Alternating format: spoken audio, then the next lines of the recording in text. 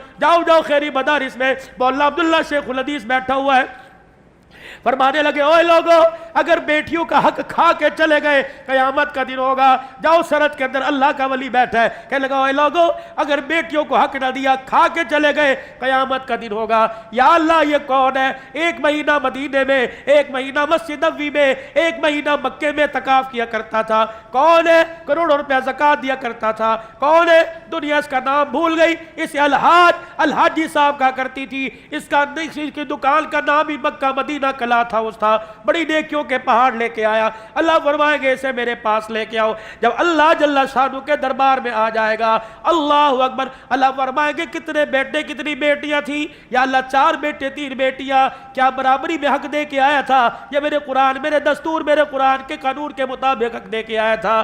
جب سر جھک گیا اللہ فرمائیں گے لاؤ اس کی بیٹی کو، اللہ فرمائیں گے لاؤ اس کی بیٹی کو، بل چلی چھوٹی بڑی آئے گی۔ اللہ پوچھیں گے تیرے باپ نے تیرا حق دیا تھا؟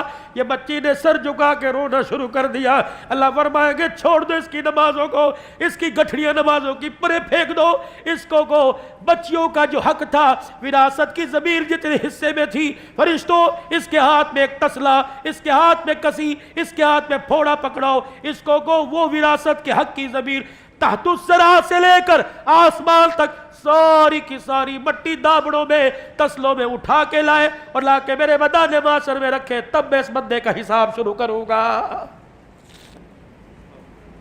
اللہ کے واسطے میرے بھائیوں، محرم الحرام کا مہینہ 2-4 باتیں، 2-4 موتی محرم الحرام کے مہینے میں لے لو۔ ناراض نہ ہونا، سوشل میڈیا پر میری بات جا رہی ہے، اسی کسی مسلک پر، اسے میرے عزیزوں کسی فرقہ واریت کی اس میں نہ لینا۔ بیٹیوں کا حق دبا دیا، ہمسائے کا حق دبا دیا، دودھ کی سبیل حسین کے نام پر لگا کے کھڑا ہو گیا۔ جب تک بیٹی کا حق بیٹی کو نہیں دے گا، دودھ کی سبیل کا تجھے کوئی فائدہ نہیں پہنچے گا۔ میرے چاند میرے بزرگوں، حلیم کی نیاز لگ رہی ہے، اللہ اکبر، سارا محلہ کھا گیا، سارے رشتہ دار کھا گئے، میرے عزیزوں ڈالے پر رکھ کر، گاڑیوں میں رکھ کر، دکانوں پہ تقسیم کیا، اور بہن بار بار پوچھ رہی ہے ماموں کے گھر کیا ہوا؟ بھانجے کہنے لگے حلیم کی نیاز تھی، دے کے پک رہی تھی۔ اللہ اکبر، شام کو بہن روئی، بیٹوں نے کہا امی کیا ہوا؟ کہ پورے محلے میں حلیم تقسیم ہوا، بہن کا گھر بھول گیا۔ فرمایا اگر اس کے رونے پہ اللہ نے فیصلہ کر دیا تو بھائی بھائی کی اولاد کا دنیا میں ککھ نہیں بچے گا۔